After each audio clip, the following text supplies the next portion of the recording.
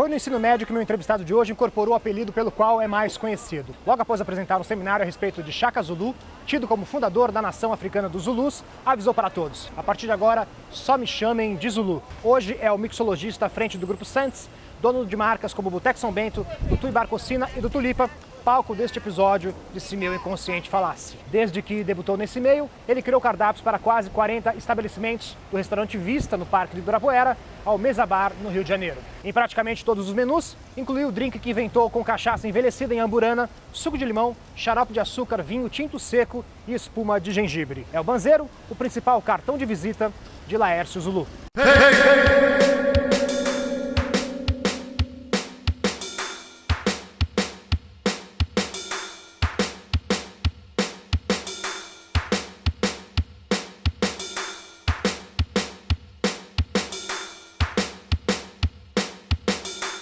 Este videocast é um oferecimento do Resposta, a maior plataforma de pesquisa e experiência do cliente e CRM do Brasil. É utilizada pelas melhores marcas, gestores que acreditam em dados e na fidelização por meio de experiências. Com tablets, QR Codes e outras ferramentas, a empresa orienta gestores de restaurantes a focar exatamente onde é necessário. Quer saber se sua equipe é atenciosa e rápida? Se o menu está agradando? Essa é a ferramenta que você precisa experimentar. Aproveite o cupom Experiência 30 que você acessa por meio desse QR Code que aparece na tela e tenha 30 dias grátis. Lércio, do que você mais lembra da época antes de você ter incorporado o apelido Zulu? Seria lembrar um pouco até de infância, porque o apelido Zulu veio no ensino médio ainda, né? Veio na adolescência ali. Obviamente não tinha nem pisado na cena de gastronomia, mas chegou muito cedo. E antes disso era o menino da roça, filho de vaqueiro, meu pai de Dona Anice, que sempre gostou muito de lidar com agricultura, né? Mas de forma não comercial, no caso, né? Então, cresci em fazenda, em 12, 13, 14 anos eu já tanto ajudava meus pais quanto produzia algumas coisas até para vender, para comprar minhas coisas, fazer meus passeios. Então, sempre fui um cara muito ligado à natureza nesse aspecto mais voltado para a zona rural, porque eu nasci e cresci nela, né? E o contato com medicina popular mesmo, isso veio da minha cultura. A cidade que eu cresci não tem hospital, até hoje tem postinho e tal. Então, assim, tudo, antes de ir no hospital, tudo era feito com remédio caseiro. Sim. É casca, é raiz, é fruto. Aí, Tem uma coquetelaria aí, de certa forma. Coquetelaria ali. Quando havia uma necessidade de ir para o hospital, que a coisa estava feia mesmo. Uhum. Fora isso, gripezinha ou dor de garganta, era tudo na base de casca de carquejo, pau d'alho e por aí vai. Então eu sempre gostei muito disso e sempre fui muito curioso.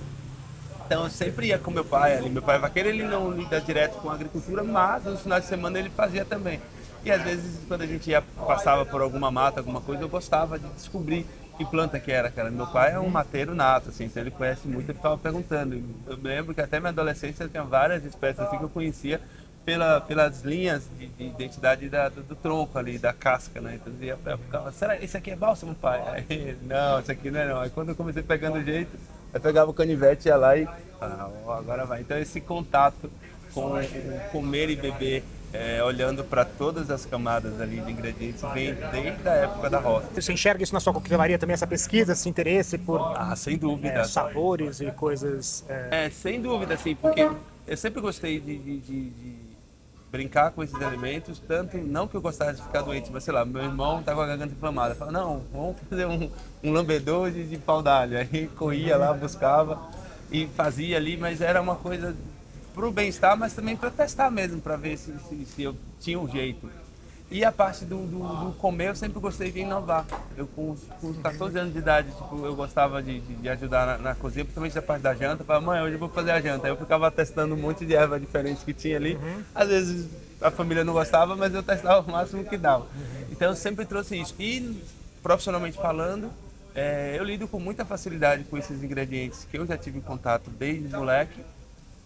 Nos próprios bitters, por exemplo, né, na linha de bitters que eu produzo, eu exploro muito cascas dessas que fizeram parte de que faz até hoje, né, da minha formação como pessoa, casca de bálsamo, barbatimão, pau-ferro, bagas de amburana. Então esses ingredientes eu não exploro, vamos falar assim, como algo exótico, faz parte do meu DNA, da minha formação. Lugar de fala. Né? Eu tenho um lugar de fala.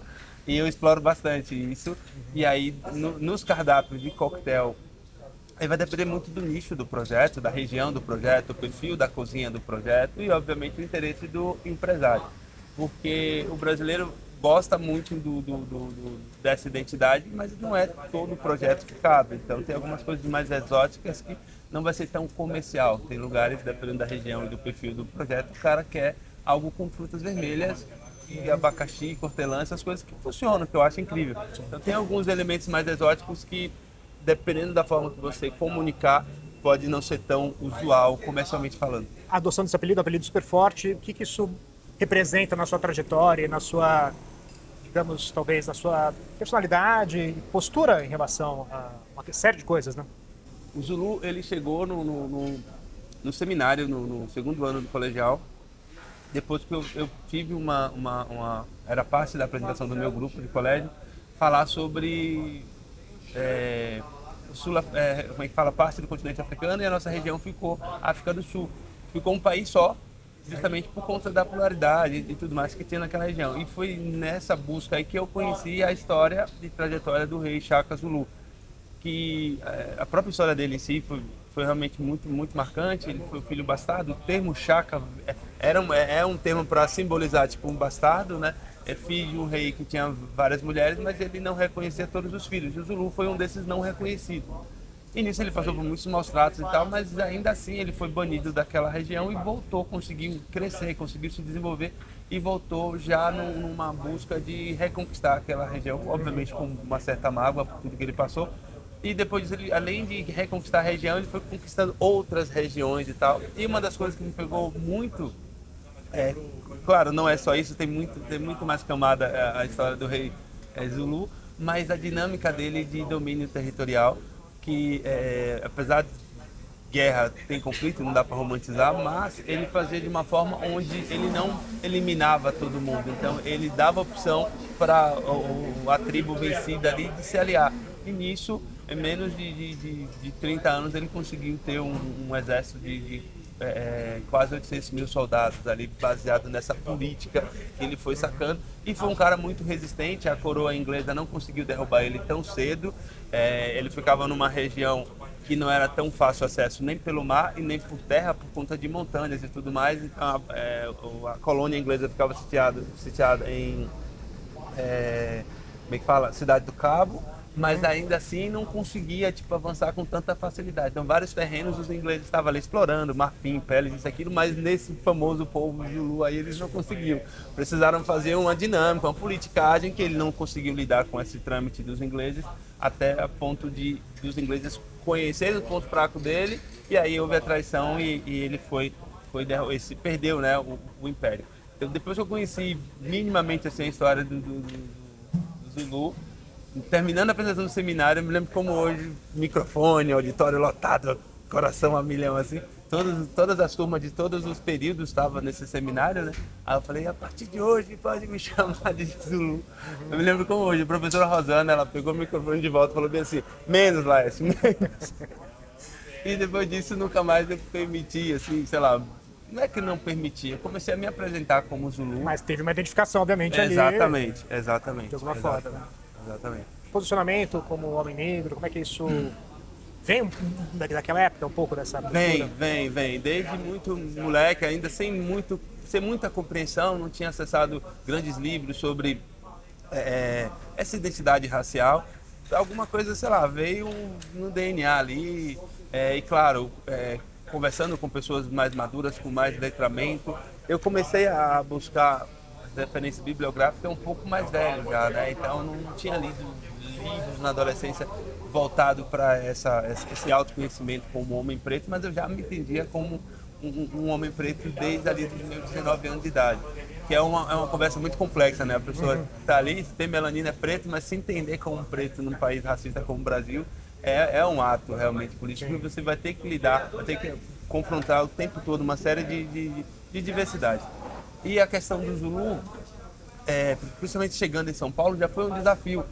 Porque quando eu me apresentava como Zulu, as pessoas só associavam de forma pejorativa, principalmente a marca de cosméticos. Então, assim, todo mundo já dava aquela risada, tipo, como se fosse algo negativo, né? O álcool Zulu, e aí por aí vai. Então, fiquei um tempão sempre explicando, não, é referência de um rei mesmo. Você não conhece a história, aí dando aquela provocadinha, não, é um rei sul-africano, você não conhece, aí dava aquela quebrada. E já lidei com clientes mesmo na Barra, isso faz um tempo, de chegar e falar que não ia me chamar de Zulu. Tipo, era pejorativo, seria na cabeça dele era pejorativo. Aí eu falei, não, mas não é apelido pejorativo não, tipo, é referência de um rei sul-africano mesmo, então pode me chamar de Zulu, eu faço questão. Aí eu também segurava ali, afinal de contas, sou eu, você vai comunicar comigo, eu posso pelo menos escolher como você vai falar comigo. Né? Pelo menos isso, né? Pelo menos isso. E, enfim, então essa questão só foi me fortalecendo mais, assim, sabe? E sempre que dá eu falo um pouco sobre isso e tal, mas tento não entrar tanto, porque cansa, né? Ficar toda hora tendo que ficar... mas realmente é um nome que me dá muita força. E claro, o meu nome também, Laércio, representa principalmente até meus 19 anos, viver na roça ali, que é muito valioso para mim como pessoa, para minha família, para minha vida pessoal. E o Zulu, ele entra mais como uma espécie de personalidade profissional, com essa força toda, mas eu tento separar um pouco. Tipo, o Laércio da roça, ele tem toda essa trajetória que complementa o Zulu, mas o Zulu, tipo, ele tem coisas que aconteceram na vida do Laércio que não cabe mais pro Zulu e não misturo muito, sabe? Então o Zulu é aquele profissional que trabalha com gastronomia, que está nos melhores bares de São Paulo, está lidando com todos os perfis de público, de consumidores de São Paulo, de classe B, B+, A. Então esse é o Zulu. Aí o Laércio, que tem seus sonhos, tem seu legado ali de vivência da agricultura, do trabalho com pecuária com meu pai, eu deixo ele ali para ser meu alicerce. Uma vez você me contou que, na sua visão, quando você vai, tá todo arrumado, de chapéu, você é visto nos bares como se fosse um Pelé, né? Aquele todo mundo admira, mas é a exceção, né? Mas se fosse num estabelecimento do tipo de chinelo, aí continua isso, as pessoas, o segurança olharia de outra forma, ainda continua. Quando, como eu costumo dizer, quando eu tô a la Zulu, existe um olhar assim, mas passa rápido, mas se eu entro de Havaiana, um short, sei lá, um short normal, assim, em qualquer supermercado, restaurante nem se fala, então tem a situação do segurança levantado, do segurança olhar, isso acontece o tempo todo. Inclusive, teve uma experiência que eu estava no Puma, no Rio de Janeiro, no Leblon, e eu desci pro café da manhã, desci de chinelo, short e tal, normal, como qualquer pessoa que está no motel, né? Sim. Vai no café da manhã, você vai normal. E aí o atendente veio falar comigo, ele veio falar inglês, ele começou falando inglês. Aí eu dei uma risada, não de deboche dele, mas da situação toda, assim. O inglês não é lá, né, afinadíssimo, mas a gente tem umas andanças pelo mundo, a gente tem aí consegue desenvolver um diálogo. Aí eu comecei falando inglês e tal, depois dei uma risada, olhei pra cadeira e falei, ô nego, por que você tá me falando comigo em inglês? Aí ele, não, desculpa, tinha que ser na gringa. Eu falei, não, tá em casa, tá tudo certo. Porque na cabeça dele talvez tinha que ser um gringo. Tinha que ser um gringo, sei lá, um jogador de futebol, mas aí talvez a galera do hotel saberia se fosse um jogador de futebol que tivesse hospedado ali. Essas coisas acontecem, tipo, já fui barrado no Copacabana Palace, por exemplo, que eu tava de shorts também e tal. Pô, praia, velho, você vai andar como? Eu queria ir só tomar um coquetel. Pode, né? Quer dizer, depende pra quem. Depende pra quem. Aí eu fui entrar no segurança já, tipo, pois não, senhor, vou só tomar um coquetel no bar. Você tem reserva? Eu falei, não, eu só vou tomar um coquetel no bar. Aí só com reserva. Assim. Nem olhou mais pra mim, já ficou ali postura dura. Eu falei, eita. Aí eu falei, não, um amigo meu trabalha aí e tal, só vou tomar um coquetel. Aí você tem reserva, senhor? Só com reserva. Aí nisso ele chamou no rádio e já veio outro. Aí ficou 2 seguranças assim. Aí sabe quando você trava, você fala, não tem muito o que fazer aqui, melhor desistir dessa. Uma coisa... talvez um dia que eu vier com o Linho, bota lá, vê o Zulu, chega lá, boa noite e tal, vou encontrar um amigo no restaurante, sei lá o que, talvez não me barrem, mas de camiseta ali numa atmosfera de praia, sendo na praia, não me permitiram. E é muito louco isso, porque a primeira vez que eu fui no Savoy, em Londres, eu fiquei com medo da receptividade lá, por conta dessas ressacas que a gente passa aqui no Brasil, né? Eu falei, cara, será que vão me deixar entrar no Savoy? Tipo, vai que eu passe por uma situação bizarra, assim. Aí quando eu cheguei na recepção, foi assim, me desarmou inteiro, assim, tipo, fui entrando no hotel, já veio aquele sorriso, isso aqui, e começou a me mostrar a parte, a história do hotel inteiro, foi quase 20 minutos até entrar no coquetel bar do Savoy. o pessoal me apresentando o hotel, que eu falei que queria conhecer o coquetel bar a primeira vez e tal. Isso, da primeira vez mesmo que eu fui, faz um tempo isso já. Depois eu fui algumas outras vezes, é assim, você já vai mais tranquilo, né? E não, de fato não tem isso.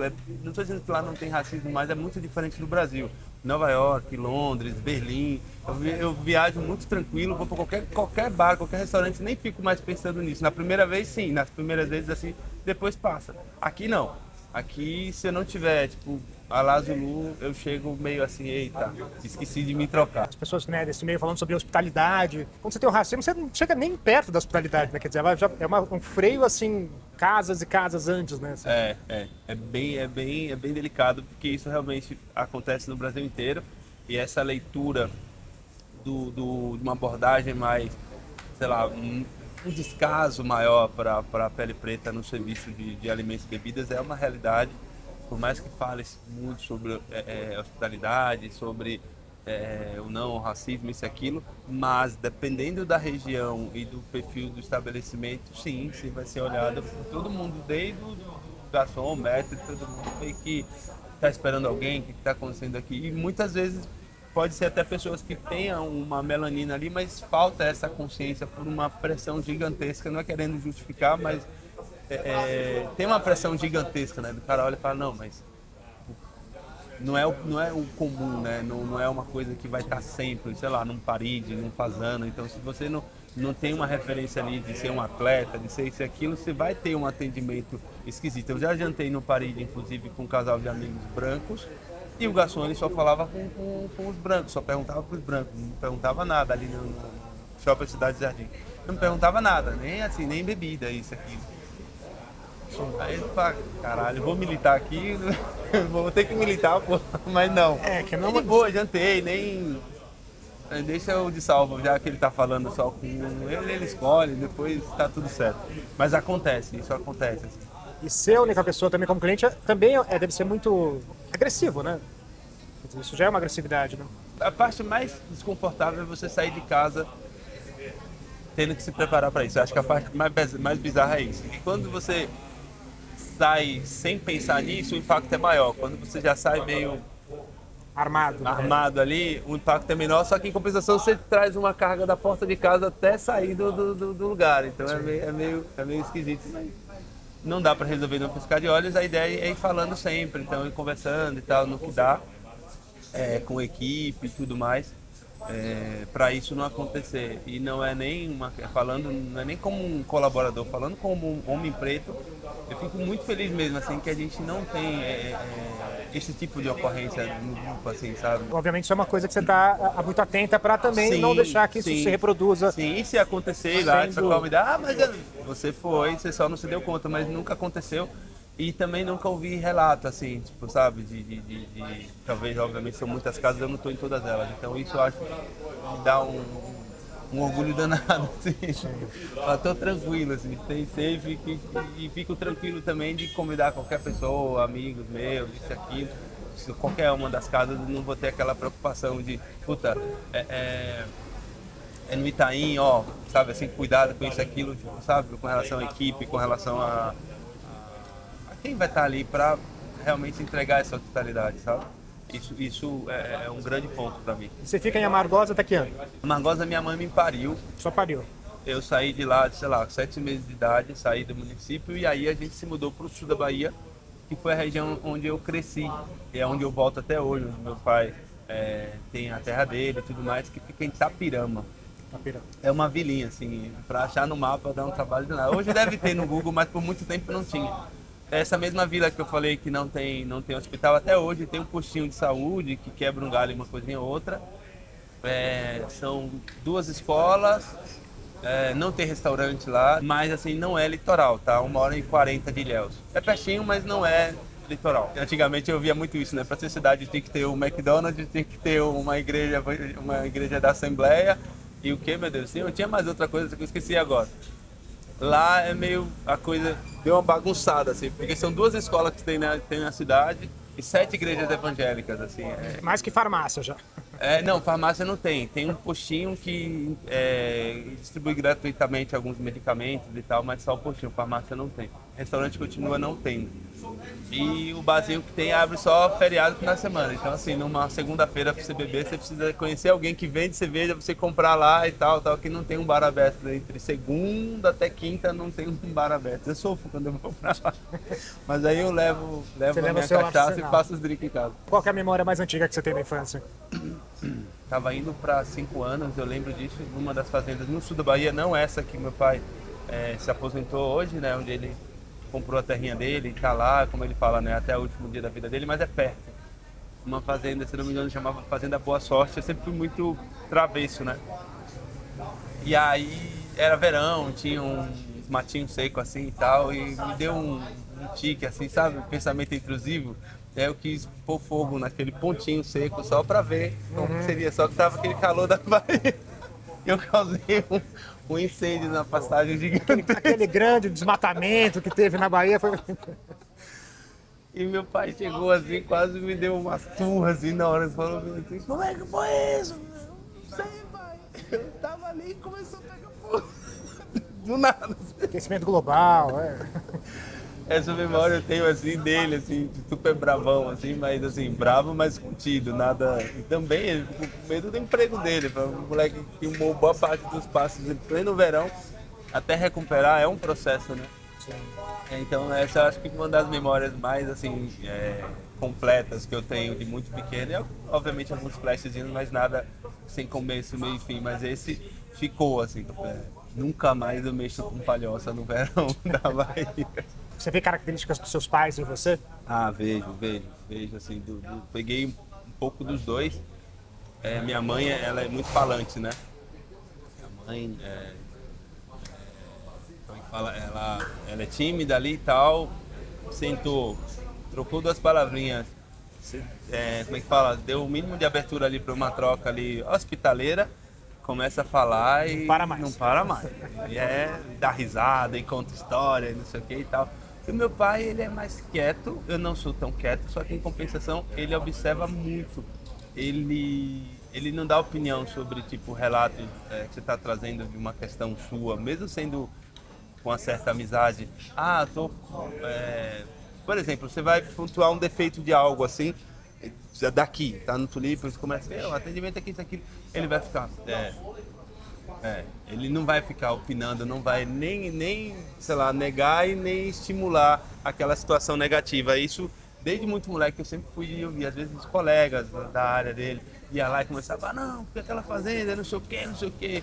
Ele seria o que a galera fala muito, é complicado, ele só não colocava o complicado, mas era quase isso, é complicado. Em cima do muro. Aquele momento de não quero me envolver nessa relação sua. Mas com relação à postura, assim, das coisas dele, principalmente com os filhos, ele sempre foi um cara muito direto, assim. Aí já não tinha essa coisa do não. Tem que fazer, não tem que fazer, assunto encerrado. Sempre foi um cara muito firme. E algumas coisas disso eu trago dele, principalmente com relação à equipe, com relação ao que tem que ser feito. Eu vou ajustando ali. E da parte da minha mãe, a gente gosta bastante de conversar. Você tá no balcão, recebendo um cliente ali, a conversa vai, um drink aqui, drink ali, e vai fluindo. Qual a importância disso para o prazer que você tem nessa profissão, de ter esse contato? Da parte da minha mãe, essa coisa porque é muito orgânico, né? Eu tenho facilidade de lidar com as pessoas, do sorriso mesmo não é treinamento, isso é algo, sei lá, meu, assim. Minha mãe tem muito isso, ela é muito risonha, então isso pra mim é muito grandioso, porque só fortalece a ideia, né, da hospitalidade na íntegra, na essência. Principalmente quando você consegue ser carismático de forma genuína, assim, ser aquele sorriso, sabe, aquela coisa, olá, tudo bem, boa noite, sim. Aquela coisa treinada. Robótica, né? E do meu pai vem um lado que, assim, você tá conversando com o cliente, o cara tá te dando abertura, mas, assim, você não é íntimo dele. Então, assim, não cabe uma opinião sua sobre o que ele tá te trazendo da vida dele. Você escuta, eu não vou falar, igual meu pai, deu uma risada, sugiro outro drink. É complicado. Mas eu não vou dar uma opinião, uma conversa que o cliente está me trazendo, né, num serviço de bar, da vida pessoal dele, de forma alguma. A não ser que faz uma pergunta direta. Aí, obviamente eu vou dar uma opinião, mas eu evito o máximo possível até hoje, mesmo que eu não fique na barra o tempo todo, mas uma situação ou outra, eu vou na mesa, sento do lado ali, ou até na mesa, vou conversar, às vezes o cara traz alguma coisa, dou aquele sorriso e tal, mas fico dando opinião do que eu acho sobre a conversa daquele cliente. Minha relação como bartender, enfim, tem que ser outra, tem que ser assim, entregar uma hospitalidade, entregar uma excelência no serviço, mesmo que eu esteja numa condição profissional não na barra o tempo todo, mas se eu estou dentro do bar, eu estou no mesmo contexto. Então, se eu me levanto, vou à mesa, troco uma ideia, se o cliente me dá a permissão de sentar na mesa junto, não faz diferença nenhuma. Eu estou atrás do balcão fazendo drink, se eu estou no ambiente de bar conversando com o cliente, eu vou estar sempre entendendo que assim, eu vou ouvir, vou sorrir, mas eu não vou dar opinião sobre nada que diz respeito a ele se não for meu amigo. Então, esse limite eu sempre mantenho. Na infância, o que você imaginava que sua vida iria para onde, assim, de profissão? O que você passava na sua cabeça ali? Assim, até começar o pré-vestibular e tudo, eu queria muito seguir, né, com meu pai, assim, eu ajudava muito meu pai, então eu queria ser vaqueiro, enfim, trabalhar com criação e tal. E obviamente pensava em comprar uma propriedade e tal. O desafio era como é que vai comprar uma propriedade se você lida com vários profissionais da área, tipo, rural ali, cuidando de fazendas, tipo, que nenhum consegue e não tem como conseguir mesmo, porque é uma estrutura muito ainda numa ressaca escravocrata. Então o cara tem um salário mínimo e cuida de uma fazenda com mais de 1.000 animais, assim, que cada venda beira milhões, mas o cara ganha um salário mínimo. Então como é que ele vai comprar uma fazenda ganhando um salário mínimo? Haja poupança para conseguir realizar. Então fui ficando ali, saindo e dando início à adolescência, eu comecei a ver que essa conta não ia fechar. Não falo só pelo meu pai em si.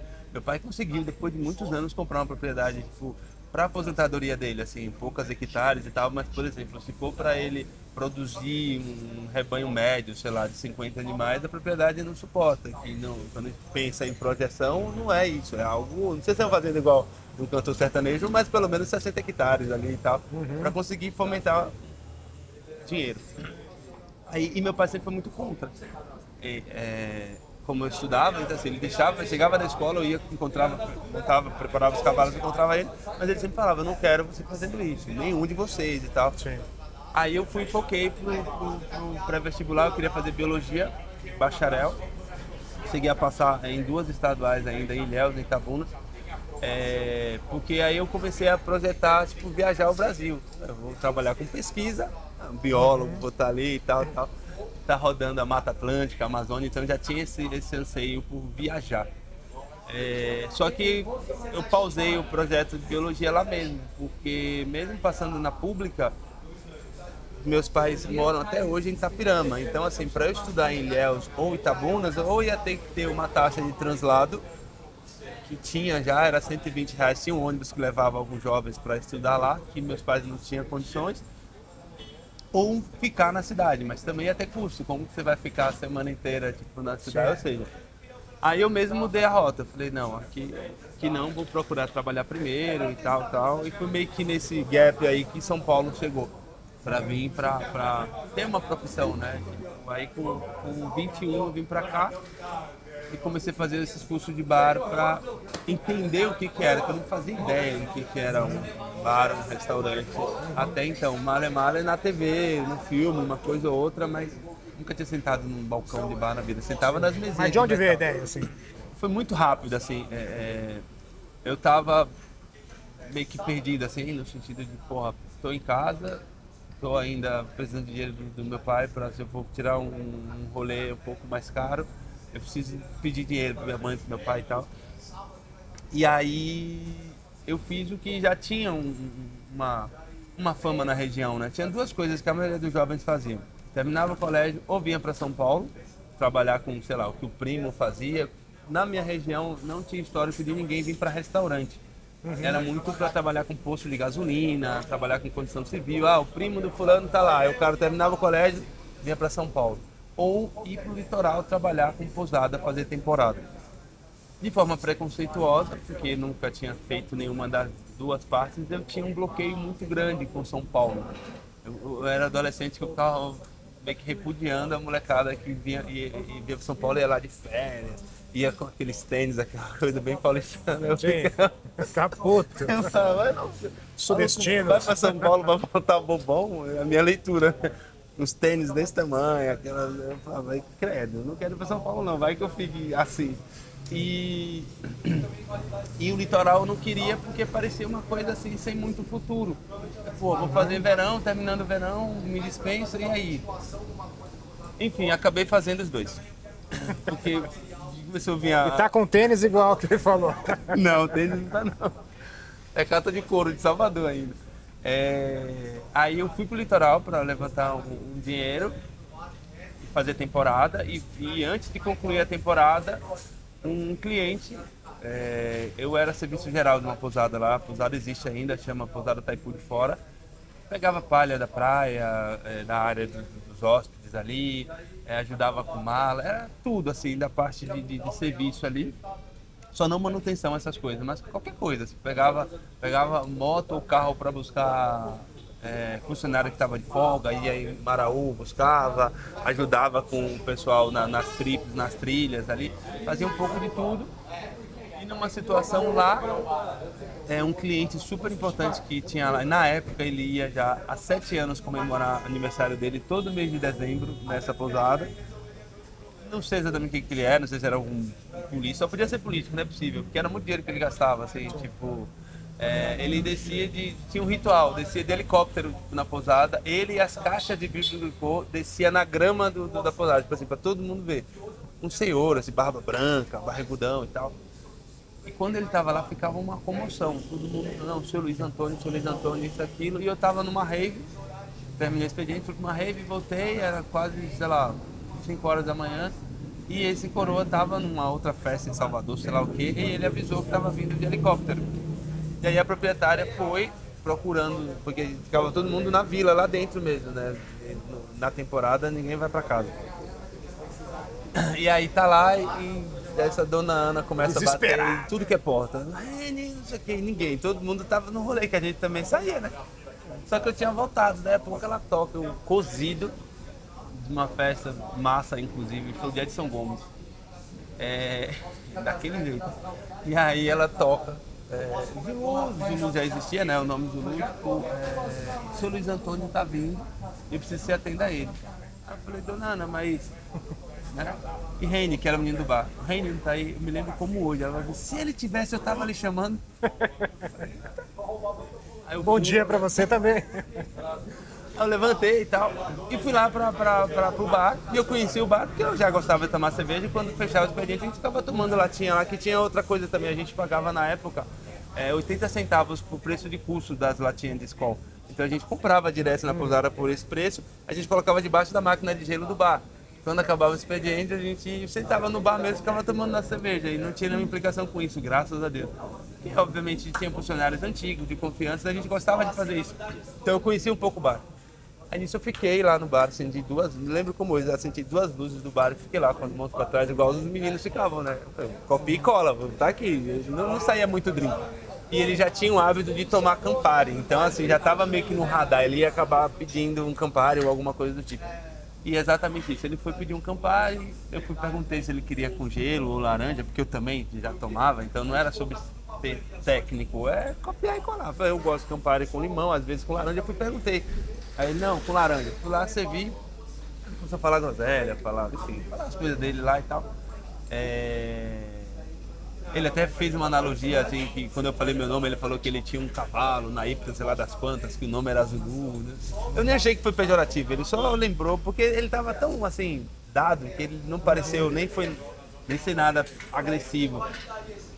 Aí ele do nada olhou pra minha cara e começou a falar diretamente, assim, pra minha pessoa mesmo. Ele falou assim, onde você se formou? Aí eu falei o nome do colégio e tal. Aí ele, não, onde você virou barman? Eu falei, não sou barman não. Eu vim me servir, que a Ana pediu e tal. Dona Ana, né? Pediu, não sei o que tem. Aí, não, mas você tem perfil, não sei o que, você é jovem, bonito, não sei o que. Fala com o dono, que era Haroldo, né? Fala com o Haroldo, dono da pousada, pra te dar um curso em Salvador, pra você virar barman. Os caras ganham dinheiro. E ele falou até do mestre Derivan, inclusive. Eu conheço uns barman lá em São Paulo que ganham dinheiro, Derivan, por exemplo, isso aqui. Por que você não pede para Haroldo te dar um curso de bar em Salvador? Aí, eu só pensando, né? Como você pensar. Passou um filme Aí ali. do nada ele teve um insight e falou assim, não, Salvador não, pô, vai pra São Paulo. Lá os caras ganham dinheiro. E aí eu fiquei com aquilo na cabeça, moral da história. 4 dias depois eu tinha saído da pousada e vim pra cá. Porque eu tava já no frenesi já da temporada quase acabando, já agoniado o que vai acontecer. A gente não recebia, né? Então a gente recebia no final da temporada, que a gente ficava em mãos, era só gorjeta mesmo, de gringo e tal. Mas o salário só recebia no final. Aí tinha uma porrada de desconto, assim. E eu tava com um pouquinho de dinheiro ali guardado das gorjetas, coisa de 3 mil e poucos reais. Então eu falei, é o quê? Eu vou para São Paulo. Ele deu a deixa, fui, aí passei em casa, obviamente. Assim, primeiro eu pedi para sair, a dona ainda falou que era temporada, ele se cobrou ética, essa coisa toda, mas na idade que eu tava, velho, tudo muito mais acelerado, então não tinha essa. Eu tava, apesar de estar no litoral, mas eu tava, tipo, estupefado de ficar ali. Você acordava, é o trabalho. Ia dormir, tudo. Bastava sair do portão da área de funcionário, era o trabalho. Então, por mais que você estivesse no litoral, mas dá uma desgastada. E aí eu saí, aí fui em casa, falei com meu pai ficou meio, assim, com o pé atrás, minha mãe ficou preocupada, você vai sozinho e não sei o quê, dou um jeito, aí consegui através de um colega do colégio ainda, que tinha um amigo aqui, que morava na Zona Sul, e aí ele meio que me deu, sei lá, um mês para chegar e me virar por aqui. Eu fiquei ali na casa dele um mês até achar um quartinho para mim e tal, e aí começou essa busca por fazer o curso de bar. Eu fiz o primeiro numa escola que não existe mais, chama Bertones Bartenders, era ali no Brooklyn. Eu fiz o primeiro curso de bar lá. Não me senti seguro a procurar trabalho só com aquele curso, porque foram 4 sábados, tipo uma média de 5 horas, 20 horas total, uma apostilinha dessa espessura. Eu achei que, sei lá, ia ter uns livros, uns negócios, tipo, e detalhes, dessa espessura com as letras desse tamanho, tipo uma lauda só. Aí você fala, cartilha para a primeira série, o que tá acontecendo? Aí no final do curso, o bartender profissional. Eu falei, não é possível que seja só isso. Aí eu fui fazer outro. Fui na Flé Brasil, também não existe mais a escola. A estrutura é muito parecida, só tinha algumas escolas, grupos de coquetéis um pouco mais detalhado e tal, mas assim, isso aqui, numa lauda só, sobre vodka. Falei, gente, não, deve ter algum. Eu pensei que ia ser tipo um curso técnico, sabe? 6 meses, ou tipo uma universidade na minha cabeça. Aí quando fui ver que o curso livre era tão curto assim, eu fiquei muito inseguro para começar a trabalhar no bar. Eu não queria ser auxiliar de ninguém. Você precisa uma proporção assim da questão técnica para o bartender e a questão do relacionamento social, da experiência, das viagens. Qual a importância dessas para compor um bom bartender, na sua visão? Cara, eu acho que assim, o mercado está muito defasado, não mudou muito, a estrutura dos cursos continua os mesmos, só que muito mais caros, assim, né? Instituições de nomes super relevantes por conta do mercado de vinhos cobram, sei lá, 3 mil a 5 mil reais no curso de bar com apostilas tão rasas quanto. Então, fica uma coisa muito maluca, porque eles pegam a fragilidade do mercado, consomem o dinheiro do profissional, só que no final das contas você vai ter que fazer tudo sozinho depois. Porque dependendo da instituição, o certificado vai ser só um direcionamento. Eu fiz lá, sei lá, na instituição X. Aí o cara fala, isso é legal. Mas se você não correr atrás de estudar sozinho isso e aquilo, não vai somar nada. Vai ser tipo, mais um ali no meio de né, centenas de milhares. E aí, assim, tem outros caminhos que ajudam, que foi um caminho que eu tracei também, que é buscar fazer outras coisas para complementar. Uma das coisas, por exemplo, que me deu muita estrutura foi, eu vi que esses cursos eram muito toscos, mesmo assim eu me senti mais seguro de começar a procurar trabalho. Um dos meninos que estava me dando aula, ele me indicou para um local, que é o André Bueno, que é meu amigo até hoje e tal, e depois que eu consegui meu primeiro emprego fixo, eu fui ajustando tudo no trabalho, sabe, assim, porque o que o curso oferece não é necessariamente o que o mercado está consumindo naquele momento, por mais que tente ficar antenados, mas não é a mesma coisa. Você não consegue fazer essa leitura tipo regional, sei lá, o que a galera do Itaim consome, o que a galera do Jardins consome, Vila Madalena consome. Então é tudo muito superficial. E aí, depois que eu consegui meu primeiro emprego na carteira assinada, eu falei, beleza, já que os cursos de bar não tá me dando essa estrutura, eu preciso me sentir seguro nesse caos. Aí eu fui fazer faculdade, só que não de biologia, eu fiz faculdade de turismo para agregar já para a área de bar. Sim. fiz bacharel 3 anos. Foi difícil, porque eu trabalhava à noite e fazia de manhã, que foi o horário que eu consegui, numa instituição que eu conseguisse também, né? Foi bem puxado, assim, no sentido fisicamente, mesmo jovem, mas era dormir 3 horas e meia, tipo, boa parte da semana e meu corpo ficou por um tempão depois da faculdade ainda com a ressaca.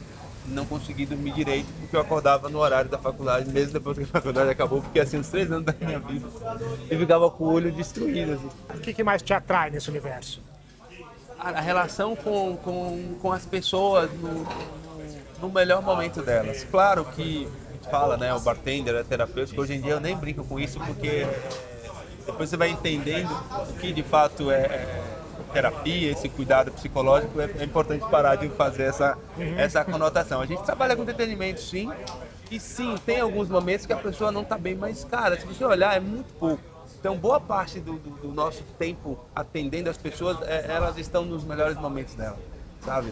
Tá feliz, tá simplesmente tá numa condição de poder parar e tomar um drink e relaxar. Quantos brasileiros não conseguem nem fazer isso? Tá celebrando, pode não ser uma celebração hiper especial, mas só de estar com os amigos é uma celebração. Às vezes até as pessoas vão sozinhas para um lugar porque você é meio contagiado por aquela energia.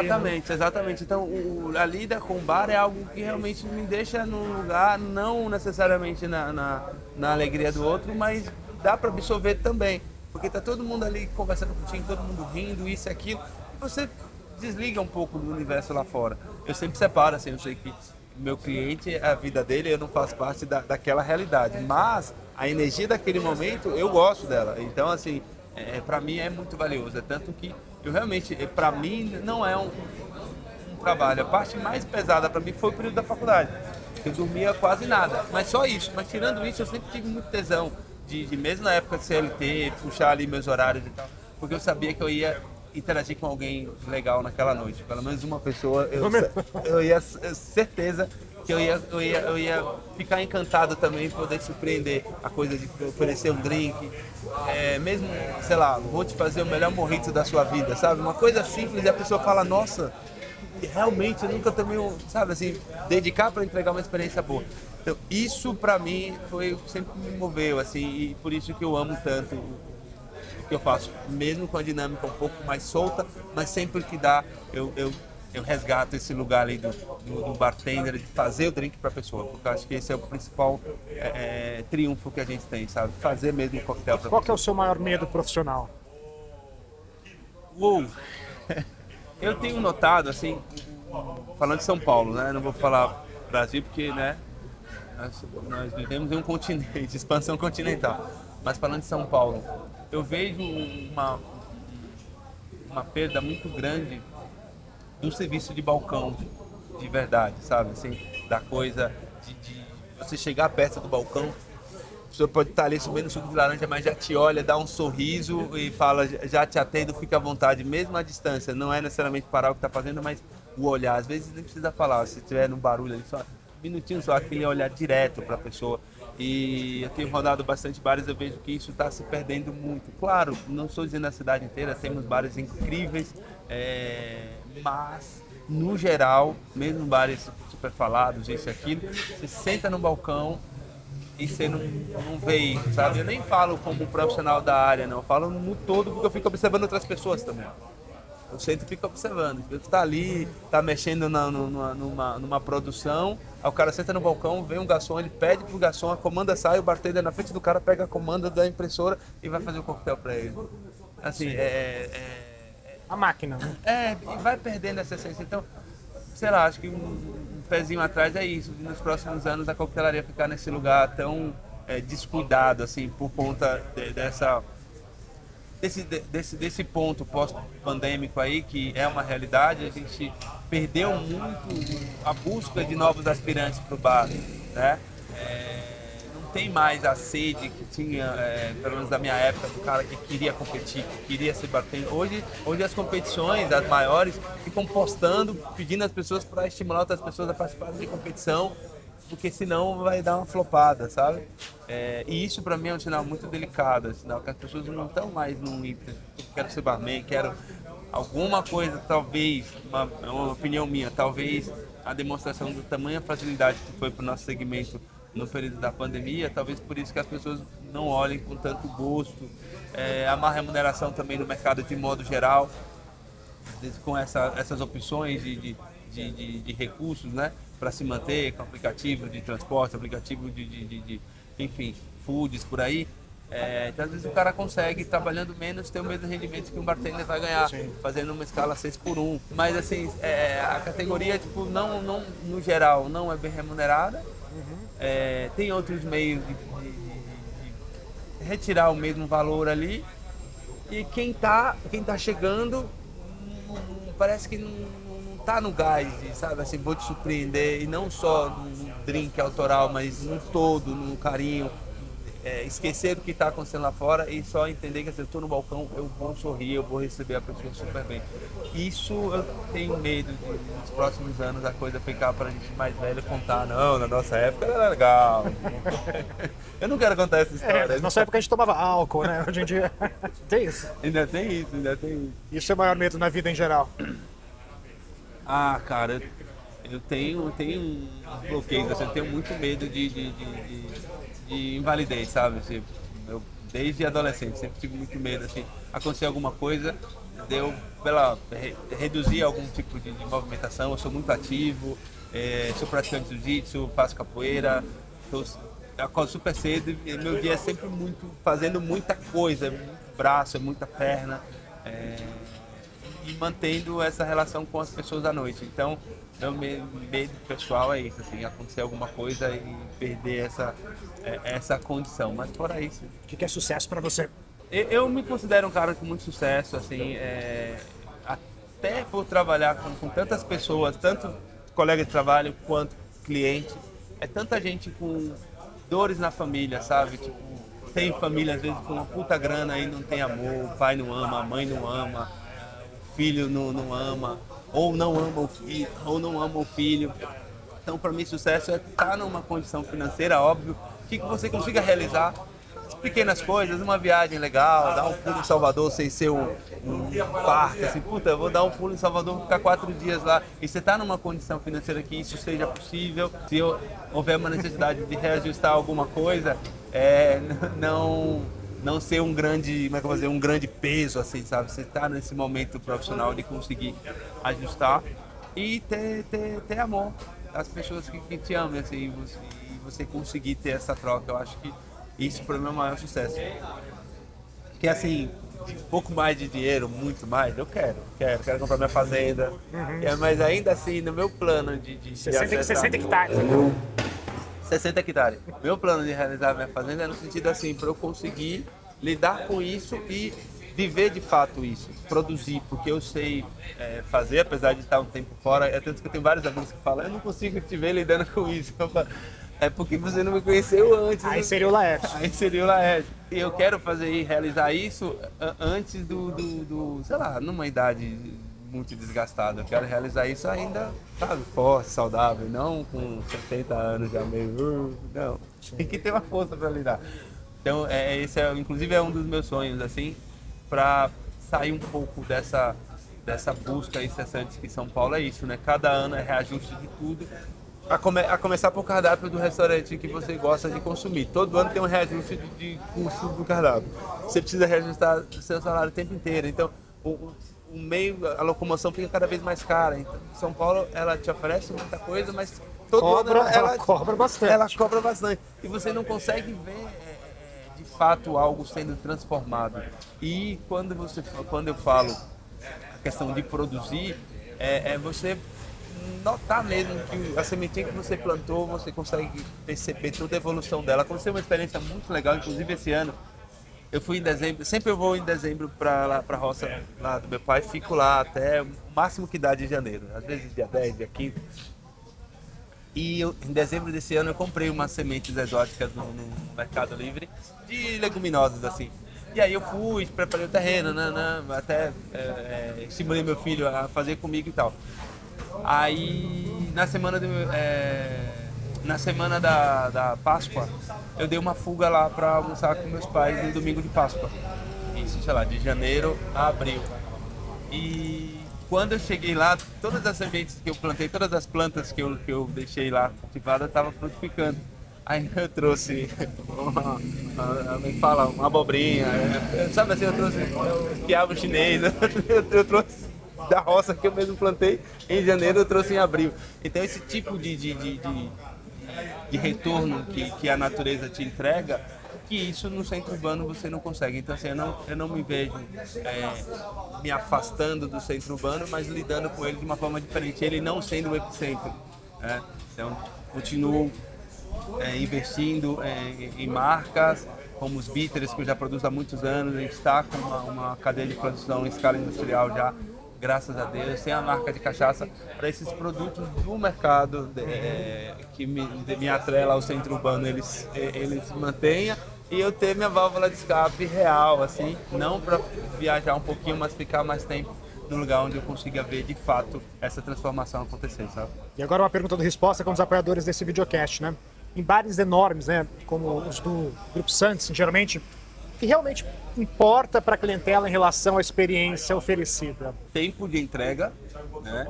Qualidade do produto, obviamente, mas tempo principalmente, porque os maiores, inclusive, fica aqui nessa região aqui, Itaim, que é uma região de business, assim. Então, mesmo que seja na sexta-noite, no momento de entretenimento, mas as pessoas querem que chegue logo. Então, pedir uma porção de coxinha, pedir um chopp, ele dá um sorriso aqui, ele já imagina que o chopp já está aqui na volta. Então, começou, então essa coisa do tempo. E sim, as pessoas ainda amam a hospitalidade, sabe? O garçom que tá ali, aí chefe, dá um sorriso e tal, valeu, tal. Essa busca, eu acredito ser isso, velocidade, qualidade de produto e ter esse carisma ali no serviço. Em termos da coquetelaria especificamente, muda um pouco o jogo? Não acho que mude não. Para barra de volume, eu acho que a ideia mesmo, falando do chopp mais como uma figura ali, mas acho que está no mesmo lugar. Quando a gente fala em coquetel geek, aí muda um pouco, o cara até espera que demore 40 minutos, que é para ele, parece que ele imagina que se não for muito rápido não vai ser bom. Então, tirando essa micro esfera aí do coquetel geek, bares de volume é tempo. Tá? Se pediu uma margarita, chegou. Claro que 90% do cliente ele tem um senso de perceber que um chopp vai chegar mais rápido.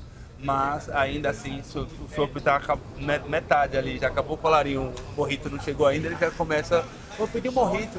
Às vezes até pergunta que eu fico muito observando, pedi um morrito? Não, já pedi, já deve estar vindo.